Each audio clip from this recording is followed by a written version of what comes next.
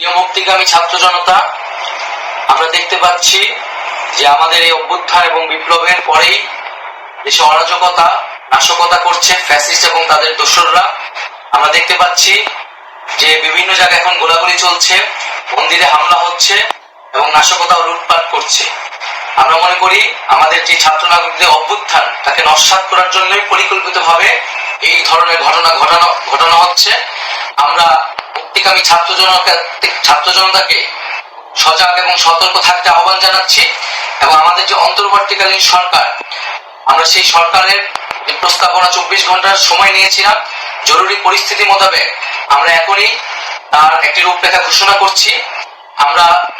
আমরা সিদ্ধান্ত নিয়েছি যে সর্বজন গ্রহণযোগ্য আন্তর্জাতিক খ্যাতিসম্পন্ন নোবেল পুরস্কার বিজয়ী ডক্টর মোহাম্মদ ইউনূসকে প্রধান উপদেষ্টা করে অন্তর্বর্তীকালীন সরকার গঠন করা হবে এবং ডক্টর মোহাম্মদ ইউনূসের সাথেও আমাদের কথা হয়েছে।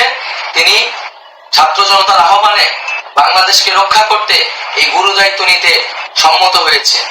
আমরা সকালের মধ্যেই আমরা এই সরকার গঠনের প্রক্রিয়া দেখতে চাই।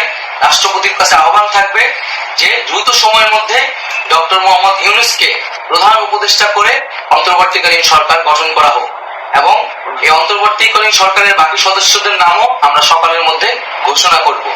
প্রিয় বন্ধুগণ, দেশে যে অরাজকতা চলছে, মানুষের জীবনের নিরাপত্তাহীনতা চলছে, সেজন্য আমরা রাষ্ট্রপতির কাছে আহ্বান জানাচ্ছি দেশে আইন শৃঙ্খলা পরিবেশ ফিরিয়ে আনার জন্য দ্রুত সময়ের মধ্যে কার্যকর ব্যবস্থা নিতে হবে এবং আইন শৃঙ্খলা বাহিনীকে সহযোগিতা করার জন্য মুক্তিকামী ছাত্র জনতাও রাজপথে থাকবে এবং অন্তর্বর্তীকালীন সরকার গঠন না হওয়া পর্যন্ত মুক্তিকামী ছাত্র জনতাকে রাজপথে থেকে তাদের যে অভ্যুত্থান, সেই অভ্যুত্থানকে রক্ষা করতে হবে।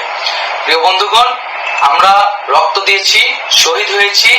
আমাদের যে প্রতিশ্রুতি একটি নতুন বাংলাদেশ গঠন করার জন্য, সেটিকে আমাদের অবশ্যই বাস্তবায়ন করতে হবে এবং অবশ্যই ছাত্র জনতার প্রস্তাবিত সরকার বাদে কোনো ধরনের সরকার কিন্তু মেনে নেওয়া হবে না। আমরা বলেছি কোনো ধরনের সেনা শাসিত সরকার অথবা সেনা সমর্থিত সরকার অথবা এই ফ্যাসিস্টদের দোসরদের কোন বিটিং সরকার কিন্তু আমরা মেনে নেব না। কোনো গণবিরোধী সরকারকে মেনে নেওয়া হবে না। ছাত্র জনতার অভ্যুত্থানকারী যে প্রস্তাবিত সরকার, অন্তর্বর্তীকালীন সরকার, যেটা আমরা সিদ্ধান্ত উপনীত হয়েছি ডক্টর মোহাম্মদ ইউনূস